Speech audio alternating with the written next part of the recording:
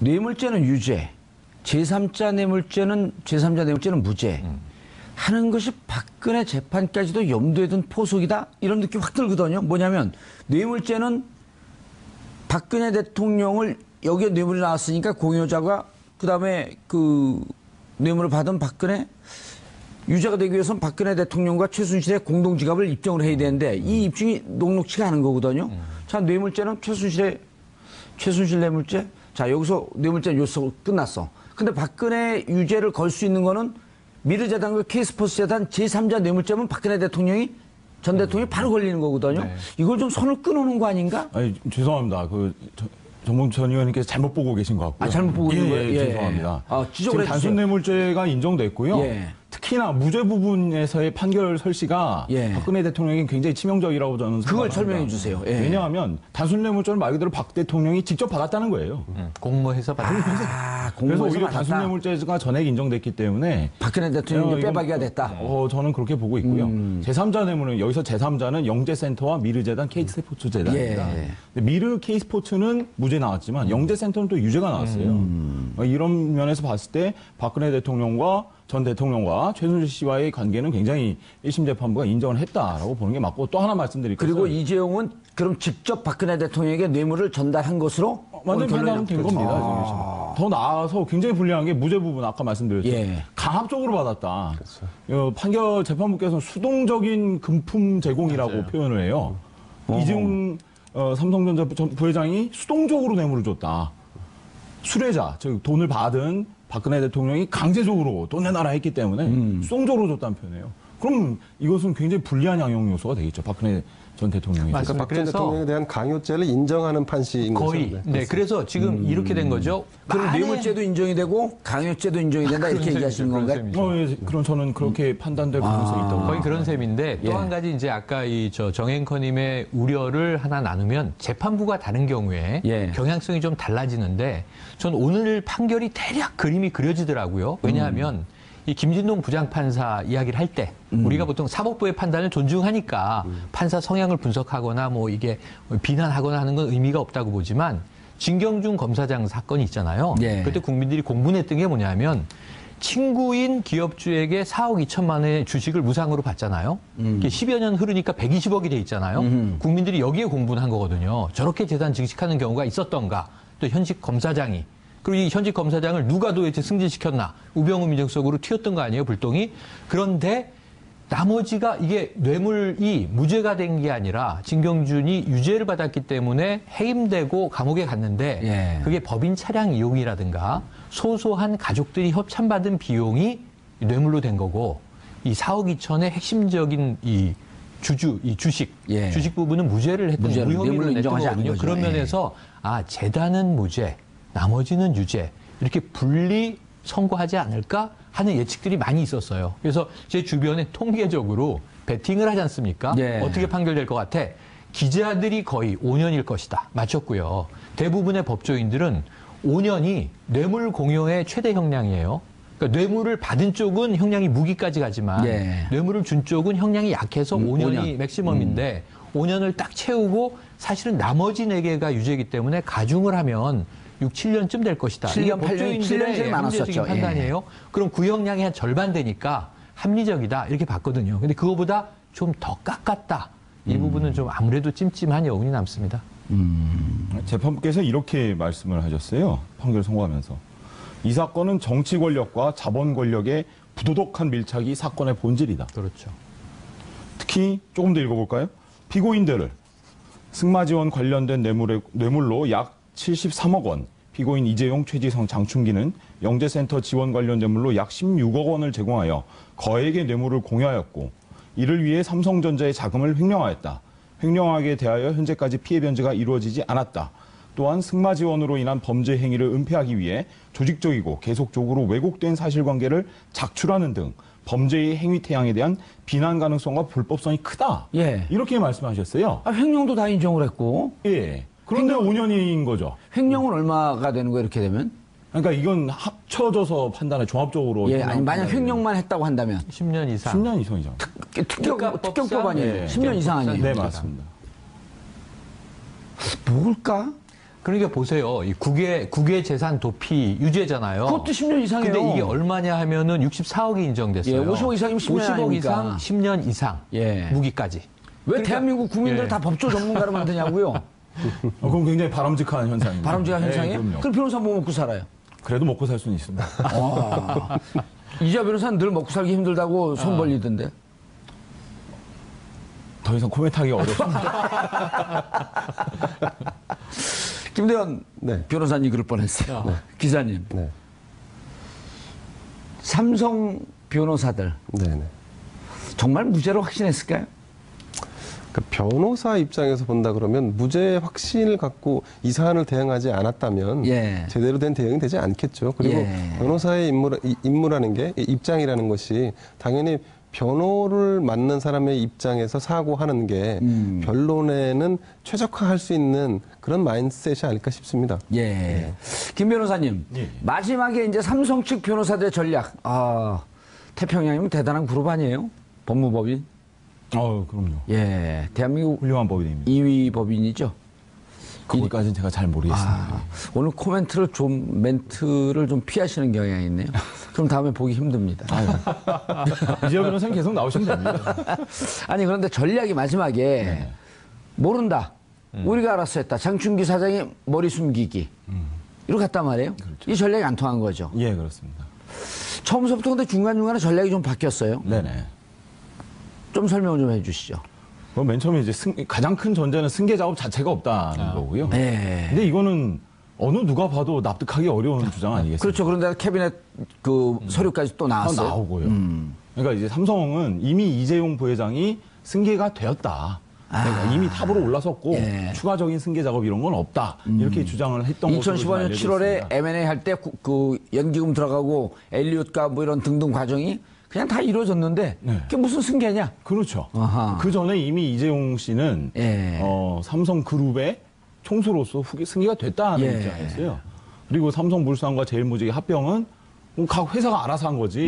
이건 승계 작업과 무관한 거다. 그 대통령 만난 것도 그 이유인데 이게 무슨 대가성이냐? 그렇죠. 아하. 네, 계속 그렇게 주장을 했었다가 나중에는 가사, 그런 예. 승계 작업의 설사. 성격이 예, 있었다. 있었다 하더라도 이러한 작업 지휘는 모두 최지성 미전 실장님, 예. 시장님께서 하셨기 때문에 이재용 부회장은 모른다. 이렇게 좀 전략을 아주 재밌어요. 그 바꿨습니다. 대목이. 네. 부유한 집안에서 태어나서 세상 물정 모르고 한마디로 이재용 바보 그랬던 거 아니에요? 네. 예, 뭐 어떻게 반응해야 될지 굉장히 애매합니다. 아니, 여기서 여러 가지 얘기가 참 어록으로 나왔죠. 예. 이 부친께서 생존에 계셨을 때 뭐 이런 이제 예. 실수도 나와버렸고 또는 이제 아버지에게 훈육받은 적은 있지만 여자에게 이렇게 질척받았던 적이 없다. 뭐 이런 얘기도 했고 대통령한테 혼난 거에 대해서. 그런데 저는 이 마지막 전략이 정말 오판이 된 게 뭐냐면 조윤선 전 장관의 집행유예 석방을 보고 그 위증 하나만 이제 이 유죄가 되면서 저렇게 될 수 있구나라고 전략을 막판에 뒤집은 잘못된 학습 효과가 있었다고 보고요. 최후 진술을 보면 너무 엉뚱한 게 이재용 부회장은 이제 미전실이 그룹 전체를 운영하고 계열사별로 전문 경영을 하고 이재용 부회장은 삼성전자의 90%의 에너지를 쏟아서 전자 경영에만 힘쓰고 있고 합병은 계열사끼리 알아서 한 문제고 그런데 최후 진술을 뭐라고 했는지 기억나세요? 저희는 국민들의 노후 자금에 손대는 그런 부도덕한 기업 아닙니다. 아무것도 모르는 사람이 그 얘기를 할 필요가 없는 거잖아요. 노후 자금에 손을 댔다는 얘기네요?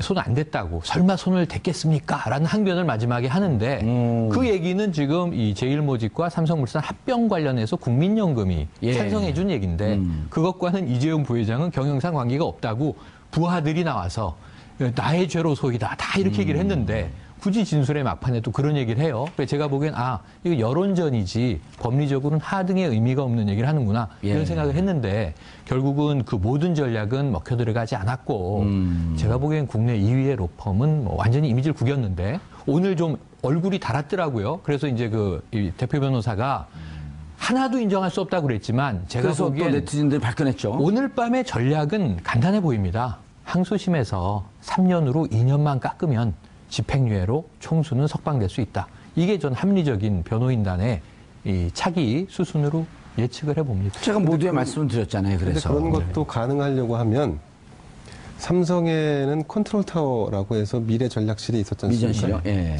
미래 전략실을 해체한 것이 결국은 제 판단엔 이재용 부회장의 전체적인 이번 재판에 대한 전략이 흔들리는 근간을 흔든 요인이 되지 않았나 싶습니다. 무슨 의미죠, 그게? 그러니까 미래 전략실 안에는 법무와 홍보, 기타 등등을 총괄하는 사람들이 다 직접 그야말로 민환, 능력을 갖추고 있는 사람들이 쫙 집적돼서 그들이 브레인스토밍을 하고 거기서 나름의 그 정제된 전략들을 구사해 왔었는데 근데 지금은 그게 다 사라지고 나서 이 선거 막판에 말도 안 되는 이재용 부회장은 전혀 몰랐다는 식으로 진술을 다 번복하는 일까지.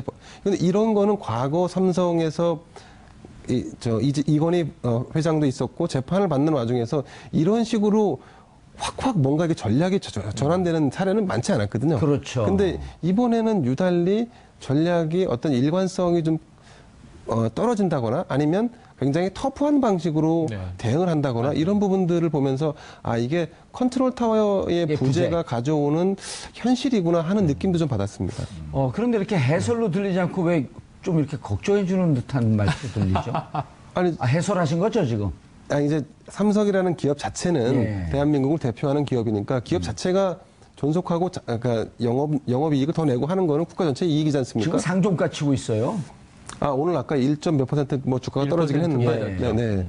지금까지 올라간 거에 비하면 미미한 하락이에요. 그러니까 삼성의 문제가 아니라 삼성을 운영했던 사람들의 문제로 지금 국한해서 우리가 이걸 다룰 필요는 있지 그렇죠. 않습니다. 예. 변호사님, 그 민변에서 삼성 문제 전문가신가요? 아니 그렇지는 않고요. 그냥 예. 계속 많은 관심을 가지고 있을 뿐. 김정진 변호사인가요? 그 삼성 문제 전문가가? 김정진인가? 거기는 참여연대군요. 민변이 아니고. 예, 지금 현재 그 민변 참여연대 경제개혁연대에서 예. 재벌 개혁 문제에 대해서 많이 관심을 갖고 있고 특히 삼성그룹에 대해서도 많이 관심을 갖고 저희가 이제 국민들에게 계속 재벌 기업들, 재벌 총수들이 구속됐을 때 폈던 논리가, 그 다음에 이제 보수 정권이 그분들을 사면해줄 때 폈던 논리가 국가 경제를 위해서 재벌 회장을 이렇게 가둬두면 국가 경제가 위태로워진다. 그런데 이재용 회장 구속 영장 1심 그 청구됐을 때, 1차 청구됐을 때 1월 17일인가 그렇죠? 네. 그때 청구되자마자 미국 파이낸셜 타임즈에서는 삼성이 투명 경영으로 갈 수 있는 절호의 찬스를 잡았다. 네. 그리고 구속되자마자 계속 삼성 기업은 좋아진단 말이에요. 그러니까 지금 이 김대훈 기자가 말씀했듯이 그걸 잘못 왜곡되게 운행했던 사람들의 문제인 것이지 삼성 기업 전체는 오히려 점점 더 투명해질 수 있는 길로 갈 수 있다. 그럼요. 그리고 또 어제 그 갤럭시 노트 S8 뉴욕에서 발표하는데 난리가 났어요. 그분들이 삼성 이재용 부회장 구속됐는지 오늘 선고인지 알지도 못하잖아요. 그렇죠. 전혀 무관한 거예요. 그런 점에서는 잘 구속된 건 아니지만. 그러니까 일종의 우리는 맨날 적폐청산이라고 얘기를 예. 하지요. 단순한 정치 권력에서의 적폐뿐만이 아니라 경제 권력에서의 적폐마저도 그게 더 심각하죠. 우리는 항상 주시하고 또 감시하고 예. 필요한 부분은 지적하고 그 정산 과정을 추진해 나가야 되지 않을까 이런 생각이 들고요. 특히 이제 삼성의 경우에는 삼성의 가치를 만들어내는 건 삼성의 노동자들 아니겠습니까, 아무래도. 그러나 삼성은 여전히 노동자 문제에 대해서 아무런 무노조 경영을 일관하고 있고 삼성 직업병 피해자들에 대해서도 아무런 보상도 하지 않고 있습니다. 또 삼성전자 서비스 지회에 대해서도 하청 통해서 노동구조를 굉장히 악순환시키고 있죠. 세계 1위를 지향하는 삼성그룹과는 전혀 맞지 않는 모습이라고 생각합니다. 어떻게 보면 이번 재판을 통해서 삼성그룹이 삼성전자 등 삼성그룹 소유 회사가 보다 더 나은 선진적인 길로 나아가는 그런 좋은 계기가 되기를 그런 정치적인 의미가 큰 거죠. 이건 근데 이제 앞으로 또 삼성이 알아서 해야 할 문제이고 이걸 또 추동해내는 것은 어떻게 보면 시민들과 예. 어떤 정치적인 힘이 좀 필요하지 않을까 이런 알겠습니다. 재판으로 다시 돌아가 보죠. 그 대목도 지금 그 대목도 미래전망 잠깐 곁들이면요. 이제 기업 경영 걱정해 주셨고 김 기자님 그리고 이게 더 나아지는 길이다. 중장기적으로는 국가 투명성과 기업 투명성이 제고되면서 삼성이 바야흐로 이제 글로벌 기업으로 자리매김할 수 있는 기회라고 봐요. 예. 해외에서도 그런 이제 이 좋은 시각이 많은데 기대가 많죠. 문제는 이런 또 반론들도 있어요. 그러니까 전문 경영인이 각각의 전문성을 살려서 잘할 것이다. 근데 우리나라 재벌은 그룹 체제잖아요. 삼성생명을 지주사로 하려다가 지금 브레이크가 걸려 있는데 예. 미전실과 비슷한 기능을 하는 총괄 부서가 새로 생길 수밖에 없다. 불가피하다. 근데 그러면은 지금 오늘 다 증시 쪽에서는 자, 이부진 사장이 이어받나? 지금 관심이 급부상하고 있거든요. 구속될 때 삼성 내부 사정이 네. 그 이재용은 이미 버린 카드, 이부진 카드가 그렇죠. 뜨고 있다. 지금 이게 항소심뿐 아니라 대법원 최종 3심 판결까지 나려면 2년 이상 걸릴 겁니다. 그리고 5년은 최소한 구속돼 있어야 됩니다. 예. 그러니까 이게 모범수로 복역하고 일찍 가석방된다고 해도 4년은 있어야 돼요. 3, 4년 동안 이 삼성그룹은 뭘 지금 이 의사결정자가 없기 때문에 못하고 있냐면 센 돈을 투자하는 거는 멈춰 있어요. 센 돈요? 예. 그러니까 큰 돈? 해외에 괜찮은 기업들을 인수합병하는 거는 총수의 의사결정이었단 말이죠. 이재현 CJ 회장이 수감돼 있을 때 투자는 멈춰 있습니다. 돈은 쌓아놓고 있고. 그러니까 이런 부분에 있어서는 전문 경영인이 할 수 없는 영역이 있거든요. 아하. 총수를 복원하기 위한 노력을 할 것인데 우리나라는 핏줄과 가문이잖아요. 그러니까 이 씨 일가 중에 누군가 이재용 부회장의 공백을 메꿀 가능성이 높다. 요거까지 전망을 해봐야 되는데 예. 그러면은 도루묵이 되잖아요. 그렇죠. 거기에 대해서 우리 사회가 어떻게 삼성에 참여할 것인가인데 거버넌스 위원회 결국은 주주들이 움직일 수밖에 없다. 왜냐하면 그 자본시장의 논리는 정치 권력이 뭐 문재인 대통령이 삼성 이 경영구조 이렇게 개편을 할 수 없는 거잖아요. 제일 중요한 건 노조를 먼저 만들어야 되는 겁니다. 중요합니다. 그런 대목들이 개선돼야 된다고 봅니다. 알겠습니다. 다시 재판으로 돌아가 보죠. 예, 예. 이제 관심은 변호사 이재용 측에서도 항소를 할 것이고 변호인 측에서도 이제 항소를 할 것이고 양측 다 항소의 뜻을 밝혔으니까 네, 예. 자 재판으로 돌아갑니다. 지금서부터 이제 관심은 10월 17일 이전에 구속기간 만료 아니에요? 박근혜 전 대통령. 박근혜 전 대통령의 선고 공판이 9월 17일 전에 이루어질까 하는 것이 관심사인데요. 제가 보기엔 할 겁니다. 그러니까 재판부께서는 그러니까 보통 저희 법원은 구속기간 최장기간 6개월이잖아요. 예. 이걸 지키려고 굉장히 애를 쓰십니다, 사실. 그래서 이번 삼성 재판에서도 그 수많은 증인들 예. 주 3회, 4회씩 이렇게 재판하면서 6개월을 맞추셨던 걸 보면 박근혜 전 대통령 재판에서도 예. 6개월 구속기간은 아마 지키실 것으로 봅니다. 삼성 변호인 측은 대단히 화려하고 막강한데 박근혜 전 대통령 변호인 측은 유영하 변호사를 중심으로 해서 별로 그렇게 화려하지 않아요. 근데 이제 재판정 분위기를 전해 들으면 박근혜 대통령 변호인 측에서 끊임없이 삼성 재판의 변론 과정, 재판 과정을 지켜보고 연구하고 있었다. 그런 이제 전언들이 많거든요. 그리고 이제 오늘 내린 결정이 결국은 박근혜 대통령에게 직접적 영향을 어떻게 미칠 것이냐. 아까 말씀드렸듯이 뇌물죄는 필요적 공범이라고 예, 합니다. 필요적 공범. 예, 왜냐하면 혼자서는 못한다는 거예요. 살인, 강도, 절도는 혼자서 할 수 있잖아요. 근데 뇌물죄는 주는 사람과 받는 사람이 반드시 있어야 됩니다. 필요적 공범. 혼자서는 못한다. 공범이 있어야 된다. 예. 예. 이런 걸 필요적 공범이라고 하고요. 예전에 대표적인 게 간통죄가 필요적 공범이었어요. 이거 두 명이 있어야 되잖아요. 혼자서는 간통을 못하니까. 예를 들면. 근데 이제 뇌물이 대표적인 필요적 공범이잖아요. 예. 주는 놈과 받는 놈. 예를 아주 그러면 이번에 특이하게 주는 드시네. 놈이 이제 교과서에 나오는 얘기입니다. 예. 가는 길 계속하세요. 예, 이번에 주는 사람에 대해서 너 줬다. 뇌물죄 인정됐잖아요. 예. 그럼 받는 사람 당연히 인정되죠. 이 직접적인 연결이에요. 그럼 뇌물 73억이 인정된 거 아니에요? 네, 그렇죠. 그러면 박근혜 대통령의 형량은? 법적으로요? 법적으로요? 예. 최소 5년 이상은 나와야 되지 않을까요? 그러니까 50억 아니, 이상이면은 특경법 이상이니까 10년 이상이 법정형이고요. 그렇죠. 예. 10년 이상. 그러니까 뇌물 수수하게 되면 5년 이상인데 네. 10억 뇌물 수수액이 50억 이상이면은 50억인가요? 10억인가요? 50억, 5억 50억 이렇게 5억 50억. 예. 50억 이상이면 10년 이상? 예. 무기징역까지. 무기징역까지요? 네네. 그럼 오늘 잠 못 이루는 분들이 두 분, 최순실까지 세 분. 그렇죠. 최순실은 또 어떻게 되나요? 그렇게 되면? 이거 최순실 같이 받았잖아요. 주는 사람 같이 받았으니까. 예. 똑같이 하는 거죠. 그럼 이미 이 재판부는 박근혜 대통령 재판부 말고 이 재판부는 최순실과 박근혜 대통령이 공동 지갑이다라고 하는 것을 판결에 인용을 한 건가요?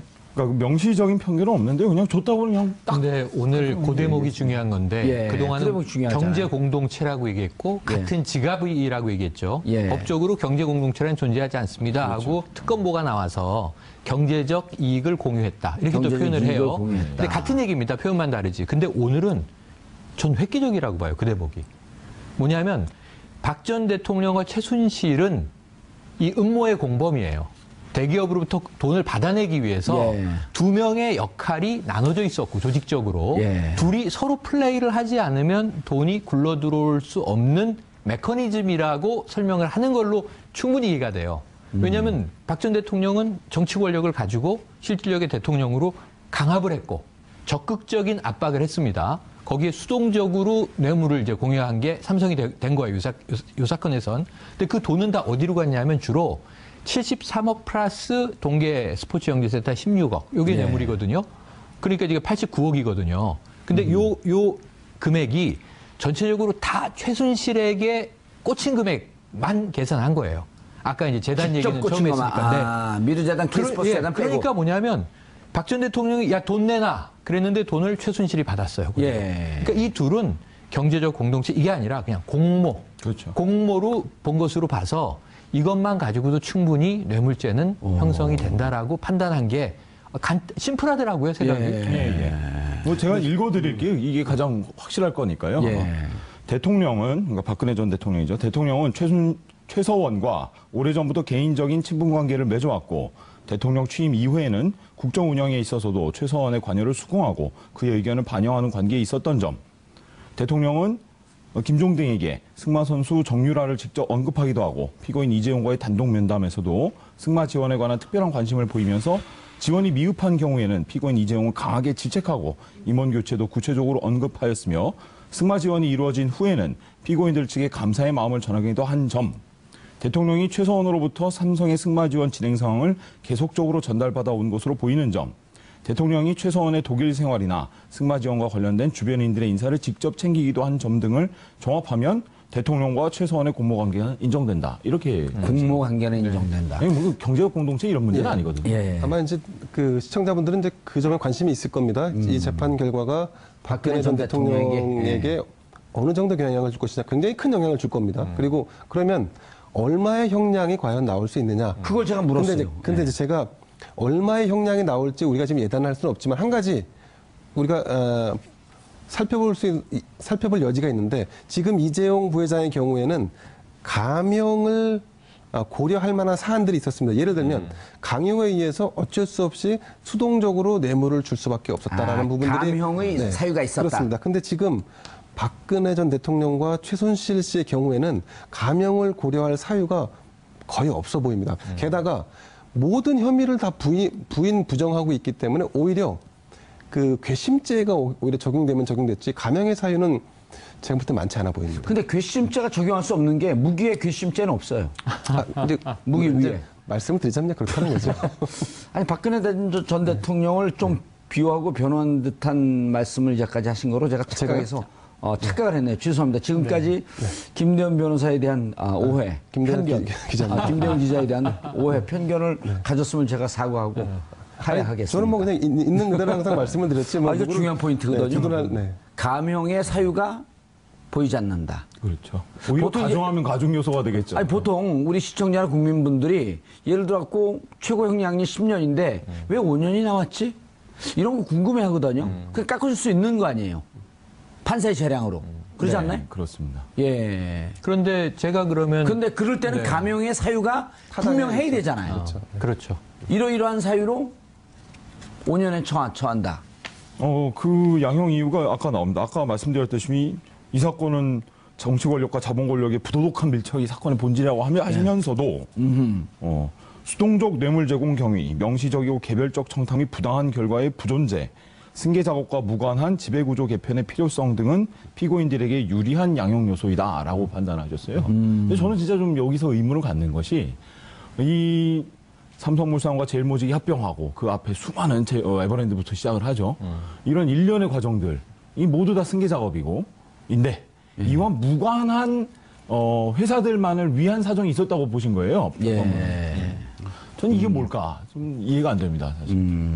이게 왜 유리한 양형 요소가 될지. 그래 저도 이렇게 생각해봐야죠. 들어보는데 한 번도 안 봤거든요. 저는 근데 얼핏 들을 때 전혀 이해가 잘 안 돼요. 뭐 자세한 거는 판결문은 좀 봐야겠습니다만. 예. 근데 판결문을 얼핏 들으면 이해할 수 있는 사람이 많지 않습니다. 저는 그 얼핏 들을 때 더 잘 이해를 하거든요. 아, 그렇습니까? 근데 얼핏 들었는데 이해가 잘 안 돼요. 예. 집중적으로 들으면 더 헷갈려요. 이 용어들이 헷갈려갖고. 더 집중하셔야 됩니다. 최현 평론가님. 네. 지금 재판, 박근혜 전 대통령 재판은 많이 진행이 안 됐잖아요. 발톱도 아프고. 아닙니다. 그래도 많이 진행됐습니다. 그래도 많이 진행됐네. 그러니까 이 발톱이 아파서 이 성모병원에 한번 007 작전이 있었죠. 예. 미라 작전이라고 해야 되나요? 어쨌든 이렇게 둘러싼 코스프레 아니 아프니까 갔겠죠. 그렇죠. 아파서 갔다고 일주일에 인정하고. 4번씩 재판했잖아요. 네네. 주 4일씩 가는데 광복절 하루 쉬고 전날 쉬고. 그러니까 사실 병원 간 날도 재판을 하고 병원을 간 겁니다. 그리고 아프다고 이제 재판 진행되다 한번 정회되고 예. 이런 걸 합치면 지금 전체 속도에서 봐서 결근했다, 결석했다 이렇게 표현하면 많이 빠지진 않았어요. 그래서 지금 재판부가 10월 16일을 목표로 달리고 있는데 예. 제가 보기에는 거기서 한 2, 3일이 빠져도 전체 재판 진행 속도에는 큰 무리가 없을 정도로 보여집니다. 알겠습니다. 자, 이제 본격적으로 박근혜 전 대통령 재판에 집중하는데 간단하게 10초만. 자, 요 사이에 우병우 전 수석에 대한 수사를 중앙지검에서 전격적으로 예. 지금까지 하고 있었는데 전격적으로 속력을 붙일 것 같다라고 하는 관측도 있는데요. 어떻게 보세요? 그건 중앙지검에서 해야 할 문제라고 그걸 생각합니다. 분석하라고 나온 거예요. 사전에 고지가 없어서 지금 말씀드리는 거예요. 예, 왜냐하면 청와대 캐비넷 문건 꽤 나왔기 때문에 거기에서 피할 수 없는 거 아니냐? 지금 재판부가 지휘를 하고 있죠. 오히려 윤모 전 과장에 대해서 이 법정에서 즉시 압수수색하라 해서 증거도 찾게 하고 예. 검찰이 좀 그동안 미흡하게 대응했던 것들을 재판부가 수사 지휘를 해서 채워나가는 형국이에요. 반전이 있을 거로 봅니다. 우병우 전 우병우 수석에 전 대해서. 수석이요. 아, 알겠습니다. 자, 삼성 이재용 부회장에 대한 선고 공판 5년형이 나왔습니다. 많은 법조인들이 생각보다 그렇게 높은 형량이 아니라고 판단하고 있습니다. 항소심에서 좀 더 따져봐야 되겠지만 이제 국민들의 관심은 박근혜 전 대통령의 재판 10월 17일 이전에 내려질 것으로 보입니다. 관심은 이동하고 있습니다. 이재용 씨는 예. 삼성그룹의 총수로서 승계가 됐다는 예. 입장이었어요. 그리고 삼성물산과 제일모직의 합병은 각 회사가 알아서 한 거지. 이건 승계자과 무관한 거다. 그 대통령 만난 것도 그 이유인데 이게 무슨 대가성이냐? 그렇죠. 아하. 네, 계속 그렇게 주장을 했었다가 나중에는 가사, 예. 승계 작업의 설사. 성격이 예, 있었다.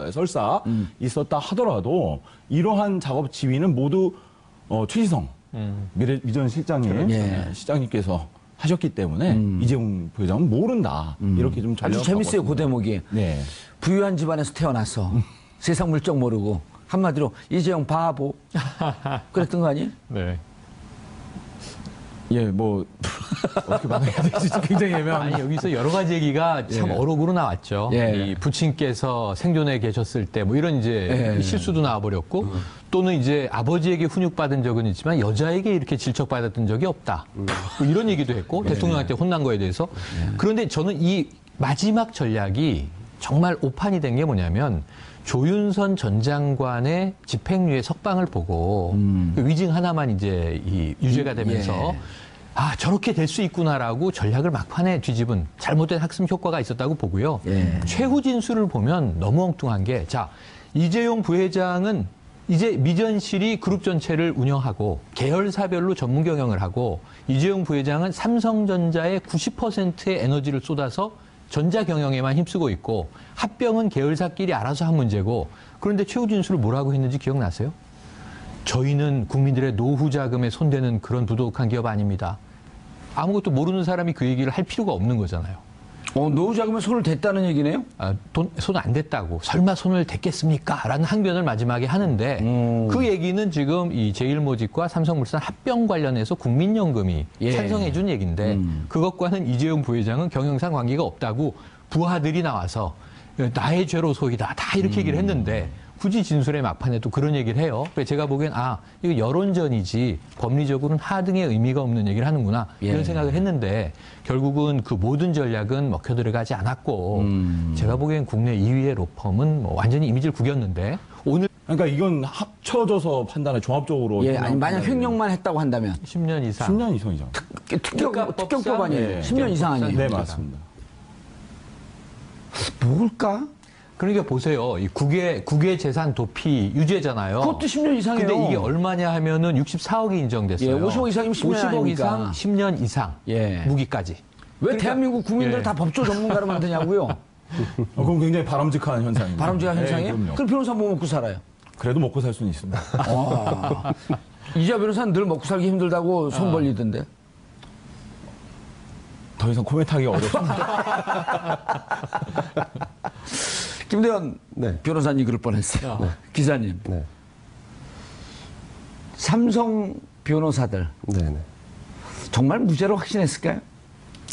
그러니까 변호사 입장에서 본다 그러면 무죄 확신을 갖고 이 사안을 대응하지 않았다면 제대로 된 대응이 되지 않겠죠. 그리고 변호사의 임무라는 게 입장이라는 것이 당연히 변호를 맡는 사람의 입장에서 사고하는 게 변론에는 최적화할 수 있는 그런 마인드셋이 아닐까 싶습니다. 김 변호사님, 마지막에 이제 삼성 측 변호사들의 전략. 태평양이면 대단한 그룹 아니에요? 법무법인? 그럼요. 대한민국 훌륭한 법인입니다. 2위 법인이죠. 거기까지는 제가 잘 모르겠습니다.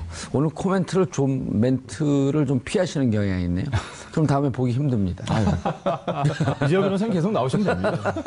아니, 그런데 전략이 마지막에 모른다. 우리가 알아서 했다. 장충기 사장이 머리 숨기기. 이렇게 갔단 말이에요. 그렇죠. 이 전략이 안 통한 거죠. 예, 그렇습니다.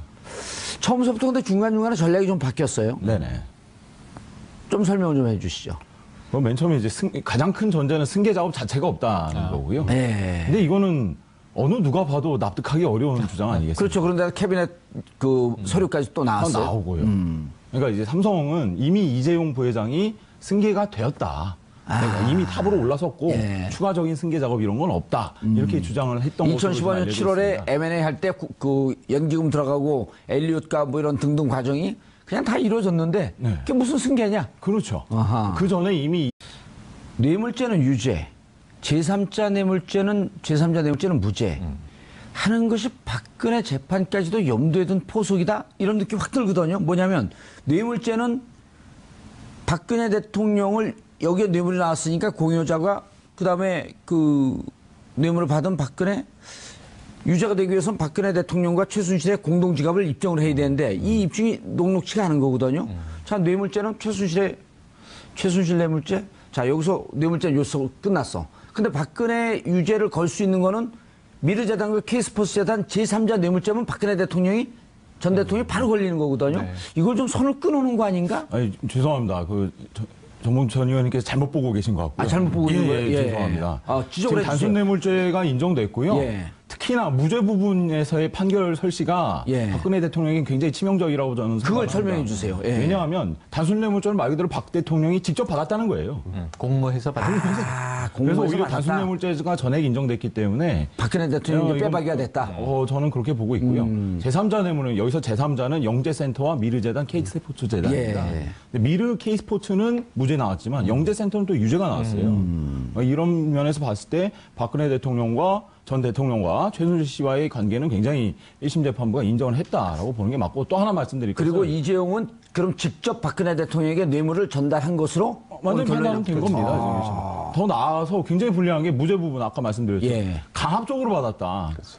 판결 재판부께서는 수동적인 금품 제공이라고 표현을 해요. 이재용 삼성전자 부회장이 수동적으로 뇌물을 줬다. 수뢰자, 즉 돈을 받은 박근혜 대통령이 강제적으로 돈 내놔라 했기 때문에 수동적으로 줬다는 표현이에요. 그럼 이것은 굉장히 불리한 양형 요소가 되겠죠. 박근혜 전 대통령이. 그러니까 박 전 대통령에 대한 강요죄를 인정하는 판시인 거죠. 거의. 그래서 지금 이렇게 된 거죠. 그럼 뇌물죄도 인정이 되고 강요죄도 인정이 된다 이렇게 얘기하시는 건가요? 그럼 저는 그렇게 판단될 가능성이 있다고. 거의 그런 셈인데 또 한 가지 이제 아까 정앵커님의 우려를 하나 나누면 재판부가 다른 경우에 경향성이 좀 달라지는데 전 오늘 판결이 대략 그림이 그려지더라고요. 왜냐하면 이 김진동 부장판사 이야기를 할 때 우리가 보통 사법부의 판들 좀 얼굴이 달았더라고요. 그래서 이제 이 대표 변호사가 하나도 인정할 수 없다고 그랬지만 제가 그래서 또 보기엔 네티즌들이 발끈했죠. 오늘 밤의 전략은 간단해 보입니다. 항소심에서 3년으로 2년만 깎으면 집행유예로 총수는 석방될 수 있다. 이게 전 합리적인 변호인단의 이 차기 수순으로 예측을 해봅니다. 제가 모두에 말씀을 드렸잖아요. 그래서. 그런 것도 가능하려고 하면 삼성에는 컨트롤 타워라고 해서 미래 전략실이 있었지 않습니까? 미전실요? 예. 미래 전략실을 해체한 것이 결국은 제 재판단은 이재용 부회장의 전체적인 이번 재판에 대한 전략이 흔들리는 근간을 흔든 요인이 되지 않았나 싶습니다. 무슨 의미죠, 그게? 그러니까 미래 전략실 안에는 법무와 홍보, 기타 등등을 총괄하는 사람들이 다 직접 그야말로 민환, 능력을 갖추고 있는 사람들이 쫙 집적돼서 그들이 브레인스토밍을 하고 거기서 나름의 그 정제된 전략들을 구사해 왔었는데 근데 지금은 그게 다 사라지고 나서 이 선거 막판에 말도 안 되는 이재용 부회장은 전혀 몰랐다는 식으로 진술을 다 번복하는 일까지. 근데 이런 거는 과거 삼성에서 이건희 회장도 있었고 재판을 받는 와중에서 이런 식으로 확 뭔가 이게 전략이 전환되는 사례는 많지 않았거든요. 그렇죠. 근데 이번에는 유달리 전략이 어떤 일관성이 좀 떨어진다거나 아니면 굉장히 터프한 방식으로 대응을 한다거나 이런 부분들을 보면서 아 이게 컨트롤 타워의 부재가 가져오는 현실이구나 하는 느낌도 좀 받았습니다. 그런데 이렇게 해설로 들리지 않고 왜 좀 이렇게 걱정해 주는 듯한 말도 들리죠? 아니 해설하신 거죠 지금? 이제 삼성이라는 기업 자체는 대한민국을 대표하는 기업이니까 기업 자체가 존속하고 그러니까 영업이익을 더 내고 하는 거는 국가 전체 이익이지 않습니까? 지금 상종가 치고 있어요. 오늘 아까 1몇 % 뭐 주가가 떨어지긴 했는데. 네. 지금까지 올라간 거에 비하면 미미한 하락이에요. 그러니까 삼성의 문제가 아니라 삼성을 운영했던 사람들의 문제로 지금 국한해서 우리가 이걸 다룰 필요는 있지 않습니까? 그렇죠. 네. 변호사님, 그 민변에서 삼성 문제 전문가신가요? 아니 그렇지는 않고요. 그냥 계속 많은 관심을 가지고 있을 뿐. 김정진 변호사인가요? 그 삼성 문제 전문가가? 김정진인가? 거기는 참여연대군요. 민변. 일단은 존중하니까 판사 성향을 분석하거나 뭐 이게 비난하거나 하는 건 의미가 없다고 보지만 진경준 검사장 사건이 있잖아요. 그때 국민들이 공분했던 게 뭐냐면 친구인 기업주에게 4억 2천만 원의 주식을 무상으로 받잖아요. 10여 년 흐르니까 120억이 돼 있잖아요. 국민들이 여기에 공분한 거거든요. 저렇게 재산 증식하는 경우가 있었던가. 또 현직 검사장이. 그리고 이 현직 검사장을 누가 도대체 승진시켰나. 우병우 민정수석으로 튀었던 거 아니에요, 불똥이. 그런데 나머지가 이게 뇌물이 무죄가 된 게 아니라 진경준이 유죄를 받았기 때문에 해임되고 감옥에 갔는데 그게 법인 차량 이용이라든가 소소한 가족들이 협찬받은 비용이 뇌물로 된 거고 이 4억 2천의 핵심적인 이 주식 부분은 무죄를 했던 무혐의로 냈던 거거든요. 그런 면에서 재단은 무죄, 나머지는 유죄 이렇게 분리 선고하지 않을까 하는 예측들이 많이 있었어요. 그래서 제 주변에 통계적으로 베팅을 하지 않습니까? 어떻게 판결될 것 같아? 기자들이 거의 5년일 것이다. 맞췄고요. 대부분의 법조인들은 5년이 뇌물 공여의 최대 형량이에요. 그러니까 뇌물을 받은 쪽은 형량이 무기까지 가지만 뇌물을 준 쪽은 형량이 약해서 5년이 맥시멈인데 5년을 딱 채우고 사실은 나머지 4개가 유죄이기 때문에 가중을 하면 6, 7년쯤 될 것이다. 7년, 이게 8년, 법조인들의 합리적인 판단이에요. 그럼 구형량이 한 절반 되니까 합리적이다. 이렇게 봤거든요. 근데 그거보다 좀 더 깎았다. 이 부분은 좀 아무래도 찜찜한 여운이 남습니다. 재판부께서 이렇게 말씀을 하셨어요. 판결 선고하면서. 이 사건은 정치 권력과 자본 권력의 부도덕한 밀착이 사건의 본질이다. 그렇죠. 특히 조금 더 읽어볼까요? 피고인들을 승마지원 관련된 뇌물로 약 73억 원, 피고인 이재용, 최지성, 장충기는 영재센터 지원 관련 뇌물로 약 16억 원을 제공하여 거액의 뇌물을 공여하였고 이를 위해 삼성전자의 자금을 횡령하였다. 횡령하게 대하여 현재까지 피해 변제가 이루어지지 않았다. 또한 승마 지원으로 인한 범죄 행위를 은폐하기 위해 조직적이고 계속적으로 왜곡된 사실관계를 작출하는 등 범죄의 행위 태양에 대한 비난 가능성과 불법성이 크다. 이렇게 말씀하셨어요. 횡령도 다 인정을 했고. 그런데 5년인 거죠. 횡령은 얼마가 되는 거예요, 이렇게 되면?